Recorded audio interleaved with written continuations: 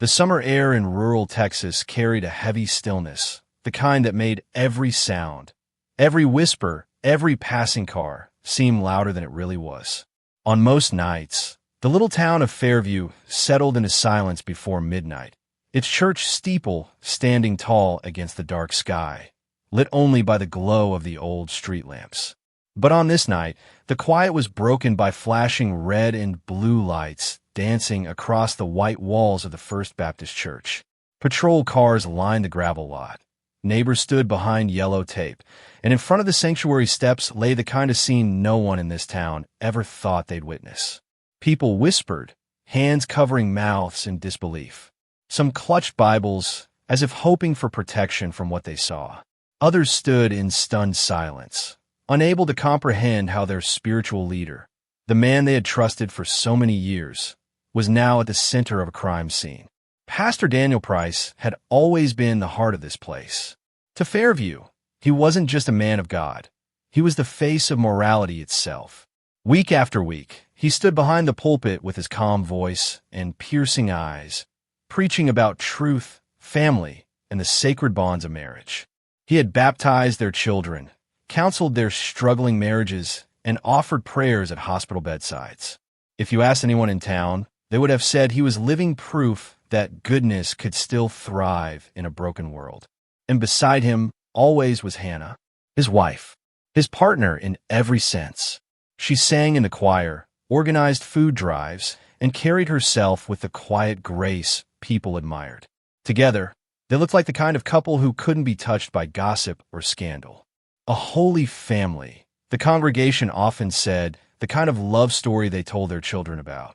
If Daniel preached the word, Hannah embodied it. That perfect picture is exactly why the sight of ambulances parked in front of the church sent shockwaves through Fairview. No one could have imagined that the man they had trusted with their souls would soon be sitting in the back of a squad car. No one could have guessed that the woman they admired, the one who gave so much to their community, would be carried out of the churchyard beneath a white sheet.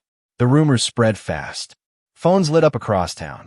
By the time dawn crept over the horizon, everyone had heard some version of the same story. Something had gone terribly wrong between Pastor Price and his wife.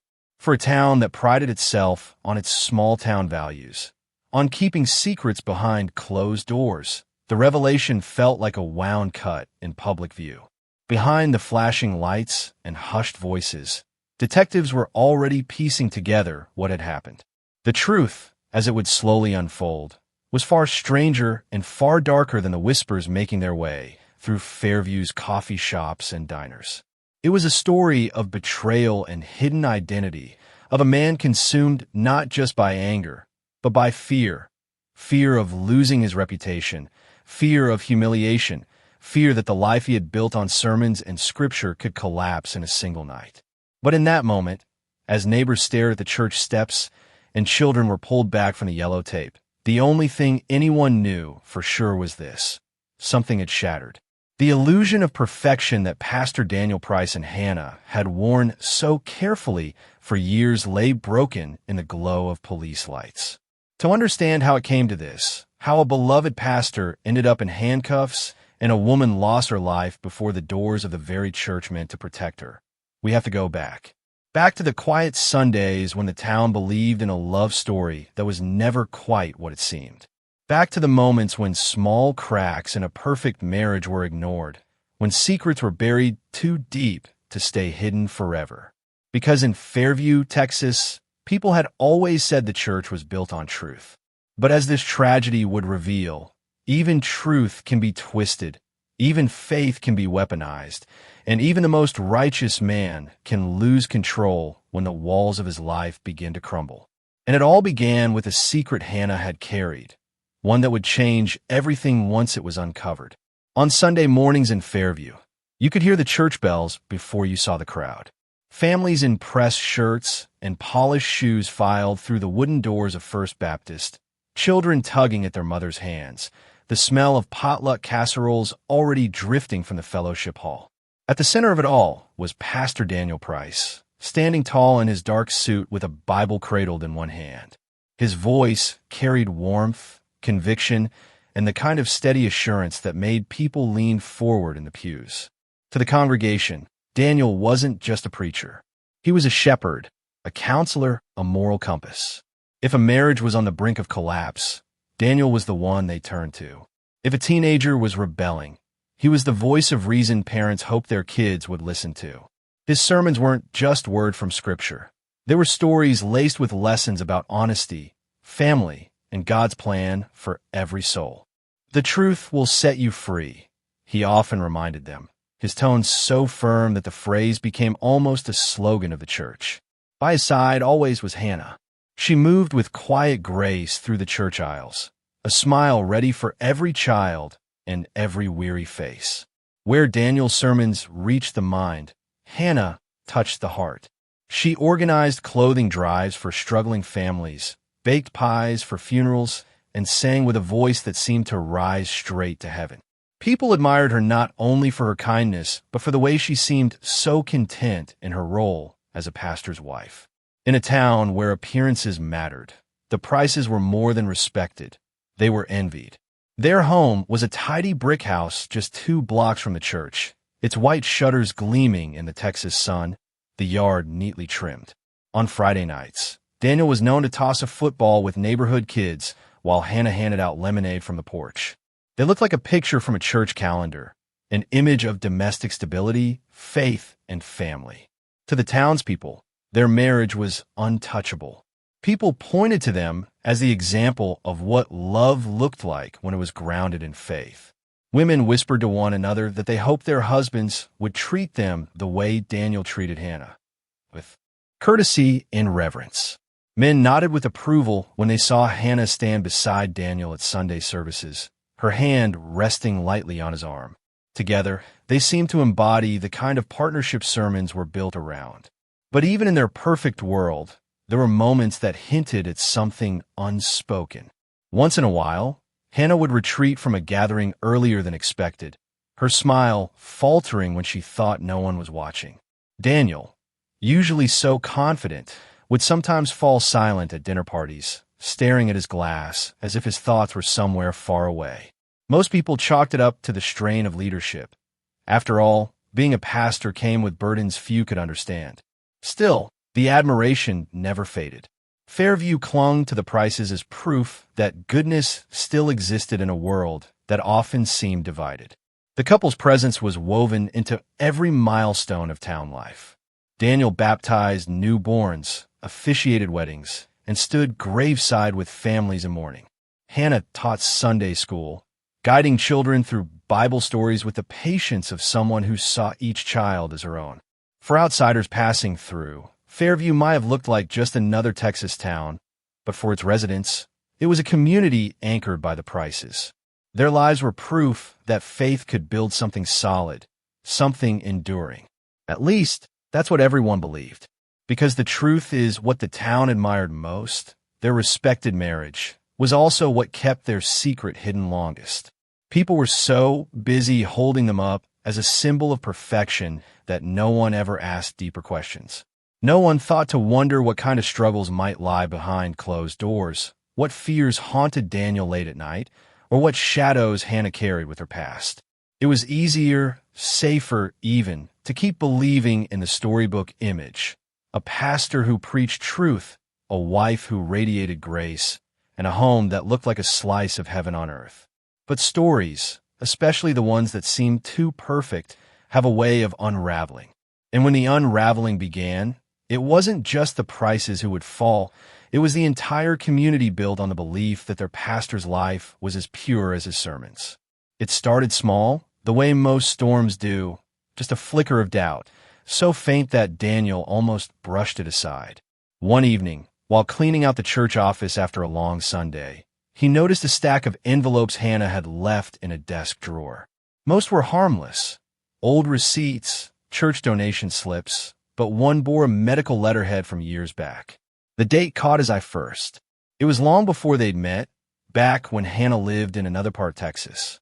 Out of curiosity, he unfolded it. The words were clinical, detached, but unmistakable. It referenced gender reassignment treatment and outlined follow-up visits for hormone therapy. Daniel froze.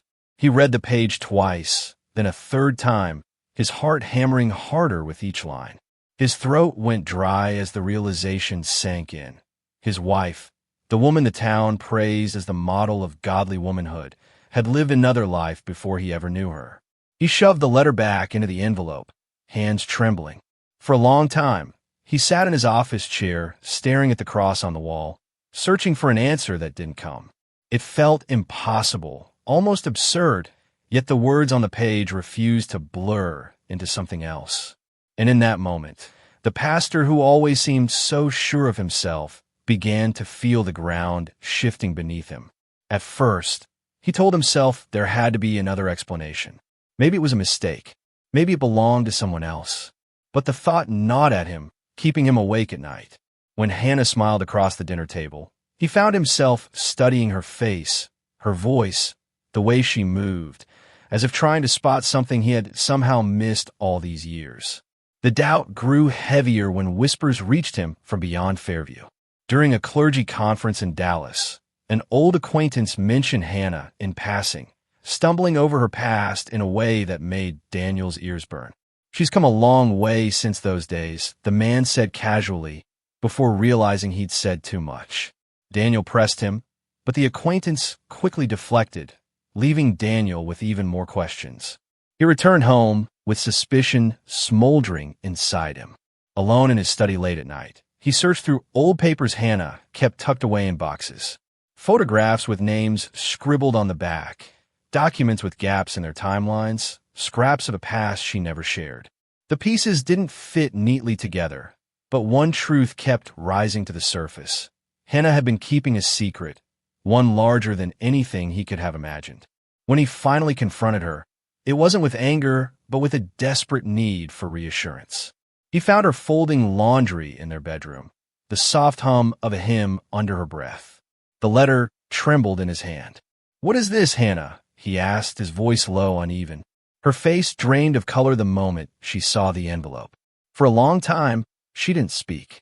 Then, with tears brimming in her eyes, she nodded slowly, as though a weight she had carried for decades was about to crush her.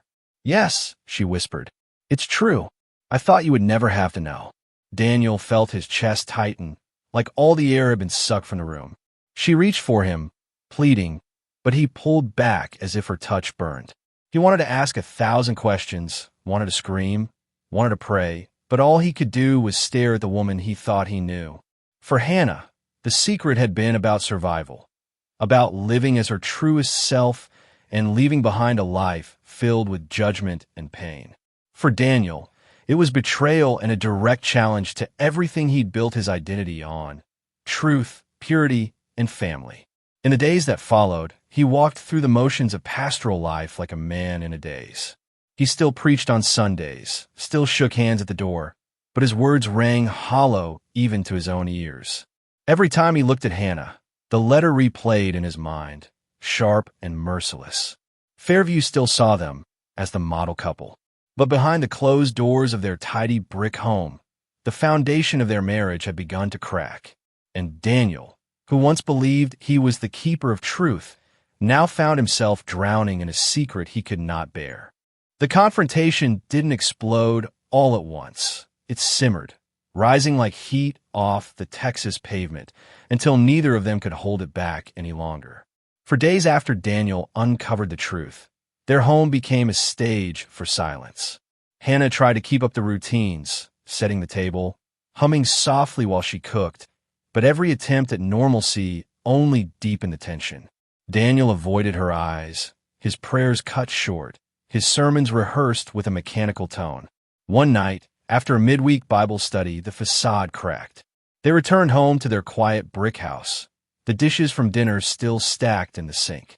Hannah slipped off her shoes and asked if he wanted tea, her voice tentative, as if afraid of his answer. Daniel sat stiff in his armchair, Bible closed on his lap, staring at her as though she were a stranger in his own living room. "We can't keep doing this," he finally said, his voice low but heavy. Hannah froze. She knew what was coming, but still she asked, "Doing what?" Daniel's hands clenched around the leather binding of his Bible. Pretending. Pretending I don't know. Pretending this this marriage, this ministry isn't built on a lie. Her face twisted with hurt, but she steadied herself. Daniel, I never lied to you about who I am.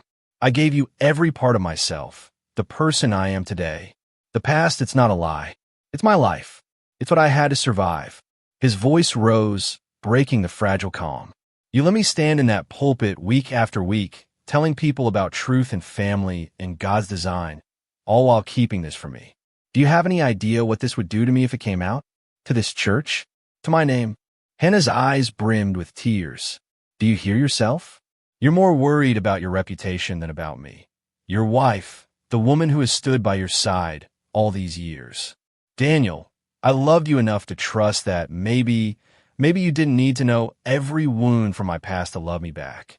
He shot to his feet, pacing the room like a caged animal. His words came out sharp, almost spitting. Love built on secrets isn't love. It's deceit. You made me a fool. Hannah, you made me preach words that mock me now. Her voice cracked, but she held her ground. I made you a fool. Or did you make yourself one by caring more about what these pew-sitters think than about the vows we made? You talk about God's love, Daniel, but when it's tested, when it's right here in your own house, you can't practice it. He stopped pacing, his eyes burning into hers. For the first time, he looked less like the calm, measured pastor and more like a man cornered by something he couldn't reconcile. I can't reconcile this with the word Hannah. You, what you are, it flies in the face of everything I've preached. The words cut like a blade, and Hannah recoiled as though struck. Her voice dropped to a whisper, trembling. What I am, Daniel, I'm your wife.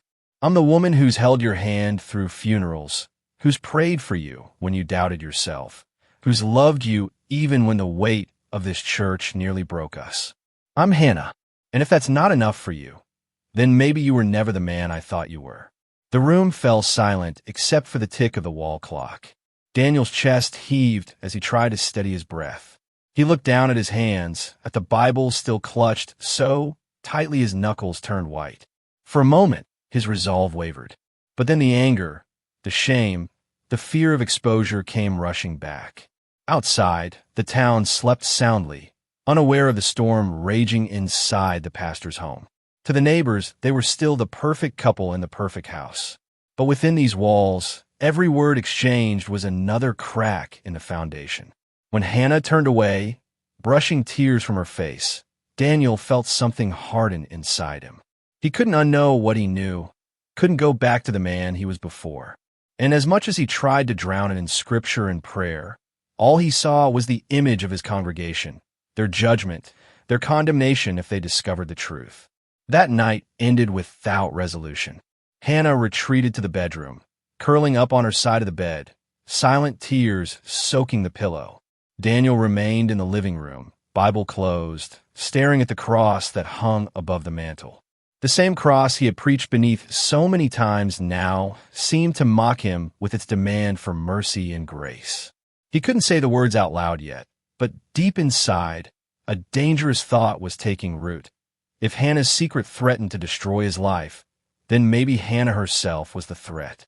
And threats, Daniel told himself as he sat alone in the dark, had to be faced. The night it happened was thick with heat, the kind of Texas night where even the cicadas seemed restless. The white steeple of First Baptist pierced the dark sky, glowing faintly under the streetlights. Hannah had slipped out of the house after another argument that ended in slammed doors and silence. She walked with purpose, clutching her shawl tight around her shoulders, heading to the only place she thought she could find peace, the church steps. Daniel noticed the empty side of their bed and felt the churn of dread in his stomach. He already knew where she'd gone. It was almost midnight when he pulled his truck into the gravel lot, headlights sweeping across the sanctuary doors. And there she was, sitting on the top step with her hands folded, as if in prayer, her figure framed by the shadows of the wooden cross looming above. For a moment, he just watched her from the truck. His chest ached with a mix of sorrow and fury. She looked so calm, as though nothing was wrong, as though she hadn't turned his entire world upside down. Finally, he got out, his boots crunching against the gravel. Hannah looked up, her face illuminated by the glow of the church lights. "Daniel, she said softly. Her voice was tired but steady. I thought maybe you wouldn't come. You shouldn't be here, he muttered, his jaw tight. Not after everything. This is the only place I know to go, she whispered. The only place that's ever felt safe. He stepped closer, shadows stretching between them. Safe. His voice cracked with bitterness. You've turned my sanctuary into a lie. Do you know what people would say if they found out? Do you know what this would do to me? To this church? To my standing? Hannah stood, clutching her shawl. It's not about you, Daniel. It's about us. About me. I'm not ashamed of who I am.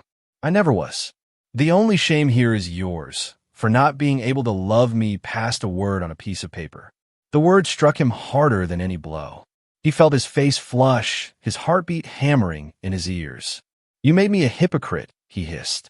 Everything I've preached, every word, it means nothing now. I'm the pastor who couldn't even see the truth in his own home. Hannah stepped forward, her eyes glistening. The truth, Daniel, is that I am still the woman who stood beside you all these years. I am still the wife who prayed with you, who served this town with you. Nothing has changed except your pride. For a split second, silence hung in the humid night. Then Daniel's hand shot up, trembling as if caught between striking out and pulling back. His rage had reached the breaking point, years of reputation, scripture, and image crashing down in a single storm of shame. Don't do this, Hannah pleaded, her voice breaking. Don't let fear turn you into something you're not. But something inside him had already snapped. The man the town revered as steady and righteous was gone, replaced by someone consumed by anger and humiliation. His actions were sudden, violent, born not of reason, but of desperation. The sound that followed cut through the still night, carrying out into the empty street. By the time it was over, Hannah lay motionless on the church steps, her shawl draped across the stone like a final shroud. Daniel staggered back, his breath ragged. The reality of what he'd done hit him like a wave.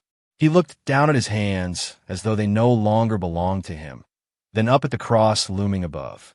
Its shadow fell across him, cold and merciless. The first person to arrive was a passerby who had seen the lights on in the churchyard. Within minutes, sirens wailed in the distance, growing louder, echoing off the quiet houses of Fairview. Neighbors poured out onto porches in their night clothes, whispering as police cars swarmed the lot. When the officers reached the steps, they found Pastor Daniel Price standing over his wife's body, his face pale and vacant. One officer called his name, but he didn't respond. Another gently pulled his hands behind his back, the metallic click of handcuffs breaking the stunned silence. By dawn, the whole town knew. Word spread faster than the rising sun. Hannah was gone, and the pastor was in custody. People gathered outside the church, staring at the yellow tape, some in tears, some in disbelief. The steeple still stood tall against the morning sky, but to the people of Fairview, it no longer represented sanctuary. It was now a monument to the night their faith had been shattered. And for Daniel, sitting in the back of squad car as the town he once led watched in horror, there was no sermon left to preach. Detective Carla Hughes had seen her share of crime scenes, but walking up the stone steps of First Baptist that humid Texas night felt different. The flashing lights reflected off the whitewashed walls, illuminating the blood stains darkening the stone at the base of the church doors. A crime at the very heart of Fairview's faith community was unthinkable, and the fact that the suspect was their pastor made the air feel heavier. Daniel Price sat in the back of a patrol car, wrists cuffed, his head bowed. His lips moved as if he were praying, but no one could hear the words. Carla glanced at him only briefly before turning her attention to the body on the steps. Hannah lay covered with a white sheet, her shawl tangled in her hands. A woman who had been admired for her grace was now reduced to a name on a coroner's report. The forensic team moved quickly. Photographs captured every angle of the scene. The blood spatter across the stone, the torn fabric, the impression of Hannah's shoes against the gravel. Evidence markers dotted the steps like a grim constellation. Dr. Elaine Shunn, the county medical examiner, crouched beside the body. Blunt force trauma to the head and defensive wounds on the forearms. She murmured, more to herself than anyone else. She tried to fight him off. Carla nodded grimly. We'll know more once you get her on the table. Witness statements began to trickle in. A passing driver had heard shouting just before midnight. A neighbor walking his dog had seen Daniel's truck parked in the lot. Others admitted they'd heard the raised voices echoing through the quiet night, but dismissed it until the sirens arrived. Back at the station, Daniel was led into an interrogation room. He sat stiffly, Bible still clutched in his hands as though it were a shield. Carla entered, setting a folder down on the table. She studied him carefully before speaking. "Pastor Price, you know why you're here. People saw you with Hannah tonight. We need you to tell us what happened." For a moment, he said nothing. Then, his voice low and trembling, he answered, "It was an argument. She provoked me. I lost control." His eyes welled with tears, but his tone carried more anger than grief. "You don't understand what she did to me, to my life, to this church." Carla leaned forward. "What she did doesn't change the fact that she's gone. The evidence is clear. The bruises on her arms, the strike to her head, the blood on your clothes. This isn't just losing control. This is murder." The lab reports only tighten the case. Hannah's blood was found on the sleeves of Daniel's shirt and on his wedding band. Skin cells beneath Hannah's fingernails matched Daniel's DNA, confirming she had tried to defend herself. The autopsy revealed not only the fatal injury, but older scars, silent testimony of the struggles she had endured long before that night. As the investigation unfolded, the town's trusted image of their pastor began to crack. Journalists swarmed Fairview, their vans parked along Main Street. Headlines blared across the state. "Pastor arrested in wife's death outside Texas church." The story became bigger than the town itself. Carla and her team dug deeper into the Price's marriage. Interviews with close friends and church members painted a picture of unity on the surface, but tension behind closed doors. Hannah's confidant, a fellow choir member, admitted that Hannah had been anxious in recent months, worried that a secret from her past might surface.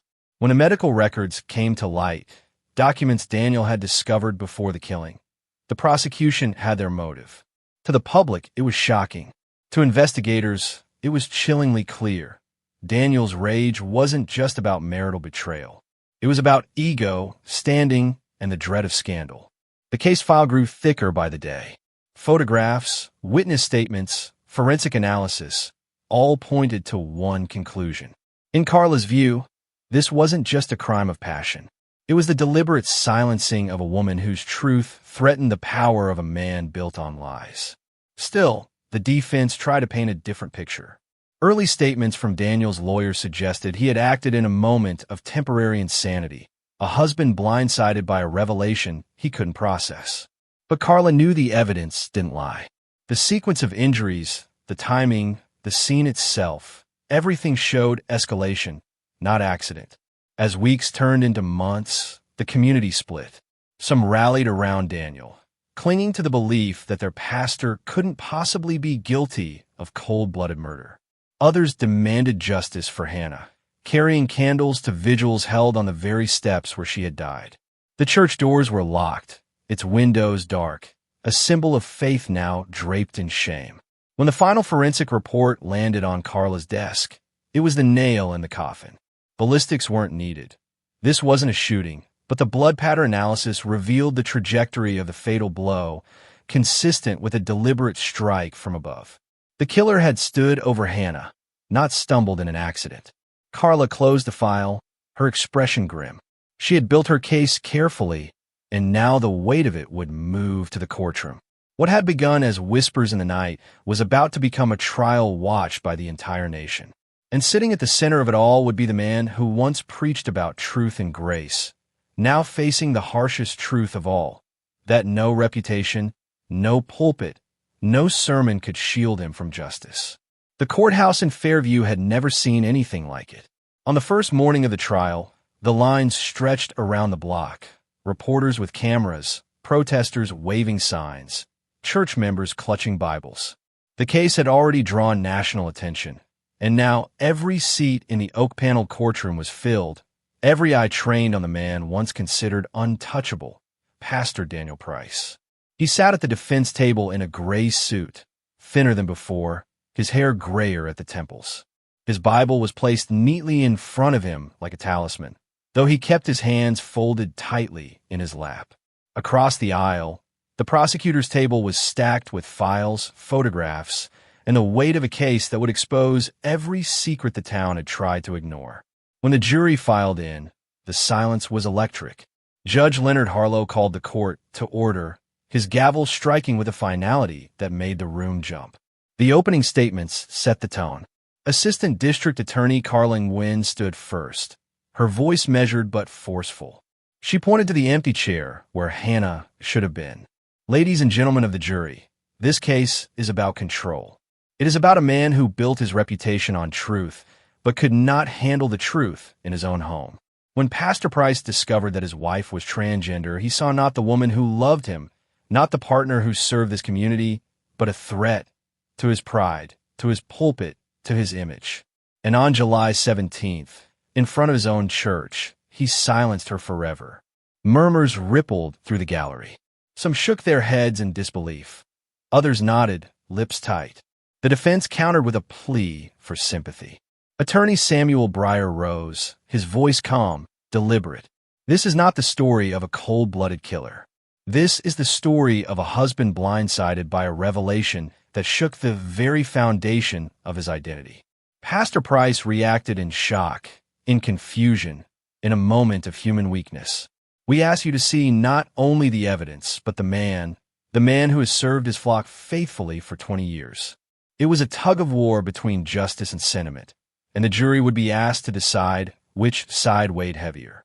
The prosecution called its first witnesses, neighbors who had heard the shouting that night, a passerby who saw Daniel's truck in the church lot, the officers who arrived to find him standing over Hannah's body. Each testimony tightened the noose around Daniel's version of events. Then came the forensic evidence. Dr. Elaine Chun took the stand, her testimony precise and clinical. She described the blunt force trauma to Hannah's skull, the defensive wounds on her arms, the DNA under her fingernails.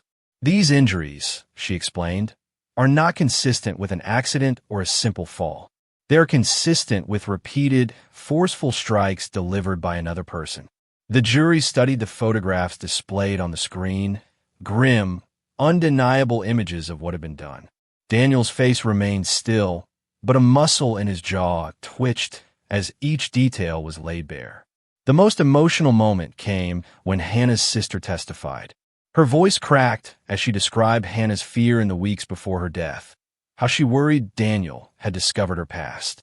She told me she didn't know if he would ever forgive her, the sister said, tears sliding down her cheeks. But she never believed he would hurt her. The defense tried to claw background. They painted Daniel as a man under unbearable strain, humiliated and broken by a secret he had not chosen to bear. They argued he had acted in a fit of temporary insanity, not with malice. But cross-examination unraveled their case. The prosecutor pressed Daniel's inconsistencies, how his story shifted from denial to confession, how he admitted Hannah's truth was less about her and more about his own fear of losing face. By the time Daniel himself took the stand, the courtroom was buzzing with tension. He spoke softly, voice quivering as he described the night of the killing. I felt betrayed. Everything I stood for, my sermons, my calling, it felt like a joke. I lost control.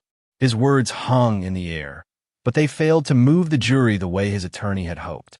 When closing arguments arrived, A.D. Nguyen delivered the final blow. She turned to the jury, her voice unwavering. This case is not about theology. It is not about reputation. It is about a woman who deserved to live and a man who chose to end her life. The law does not excuse murder because the truth made you uncomfortable. Justice demands accountability, no matter how high the pulpit. The jury deliberated for less than 6 hours. When they returned, the courtroom went silent, every breath held. The foreman stood and read the verdict. Guilty of second-degree murder. Gasps filled the room. Hannah's family wept quietly, holding hands. Some church members bowed their heads, still unable to reconcile the man they had followed with the crime he had committed. Daniel closed his eyes, lips moving in silent prayer, as the gavel struck one final time. In Fairview, The news spread like wildfire. For some, it was a victory for justice. For others, it was the death of an illusion. But no one could deny it. The truth had been dragged into the light, and had left the town forever changed. When the trial ended and the cameras left the courthouse, Fairview was not the same town it had been. The white steeple of First Baptist still rose against the Texas sky, but the doors stayed locked, the windows dark. For months, yellow tape fluttered in the hot wind across the church steps where Hannah's body had fallen. Some people said the place felt cursed now. Others whispered that it was simply haunted by truth. Hannah's family held a memorial service in a neighboring county. The church there overflowed with mourners, friends, advocates, and strangers who had only known her story through headlines. Candles lined the altar, photographs of Hannah smiling, surrounded by flowers. Her sister spoke through tears, not just of grief, but of resolve. Hannah deserved to live in love and dignity, she said. Her life will not be remembered only by how it ended, but by how she lived, kind, giving, and true to herself. The crowd stood in silence, some lifting candles high, a soft glow pushing back the darkness. Back in Fairview, the community fractured. Some congregants left the church for good, unable to reconcile their faith with what their pastor had done. Others tried to hold on, defending Daniel even after his conviction, insisting he had simply snapped. But for most, trust had been broken beyond repair. What had once been the moral anchor of the town now stood as a monument to betrayal. In prison, Daniel Price adjusted to a life stripped of the titles and respect he once commanded. The man who had preached about grace now spent his days in a concrete cell, known not as pastor, but as inmate 54821. Guards reported that he kept mostly to himself, clutching his Bible, scribbling notes in the margins, as if searching for a verse that could undo what he had done. Yet no sermon, no scripture, no whispered prayer could change the fact that his hands had taken a life. The case sparked debates across the state and beyond. News outlets ran feature stories about the dangers faced by transgender people, even within their own homes. Commentators argued about faith, secrecy, and violence, some framing Hannah's death as part of a broader epidemic of hatred. Hashtags like #JusticeForHannah trended for weeks, while counter voices, fewer but loud, insisted the trial had ignored Daniel's suffering. The clash played out in churches, online forums, and state legislatures, a reminder that the ripples of one night could spread far beyond the borders of a small town. For Hannah's loved ones, life moved forward, but not without scars. Her sister became an outspoken advocate, traveling to universities and community centers to speak about the importance of truth and acceptance. Secrets don't kill, she often said. Shame and fear do. And we cannot allow fear to write the ending of someone's story. Fairview itself carried the weight of the tragedy like an old wound. The grocery store chatter that once revolved around high school football now turned to hushed debates about the pastor and his wife. Parents struggled with what to tell their children, some choosing silence, others seizing the moment to talk about honesty, identity, and compassion. Slowly, the town learned that ignoring uncomfortable truths only made them more dangerous. On the first anniversary of Hannah's death, a small group gathered at the church steps. There were no TV crews, no flashing lights, just neighbors holding candles, setting flowers on the stone where she had last stood. Someone whispered a prayer. Someone else began to sing. The sound was fragile, trembling, but it carried through the warm night air, reminding everyone that memory has its own kind of power. What happened to Hannah Price was more than a single act of violence. It was a mirror held up to an entire community, forcing them to see the cost of silence, pride, and fear. For years, Fairview had clung to the image of perfection, the holy couple, the shining church, the pastor who preached truth. But in the end, that image was shattered. And from the broken pieces came something harder, but also more honest, a story that would not be forgotten. Because the truth is this: Hannah was more than a secret, more than a sermon illustration, more than a shame Daniel carried. She was a life, a voice, a human being. And though her story ended in violence, Her memory now calls on others to choose differently, to see, to accept, to love without condition. In Fairview, the church steps remain quiet now, covered in flowers instead of blood. And every time someone passes, they are reminded that even the strongest walls of reputation can crumble, but the call for justice, dignity, and compassion echoes long after the lights fade.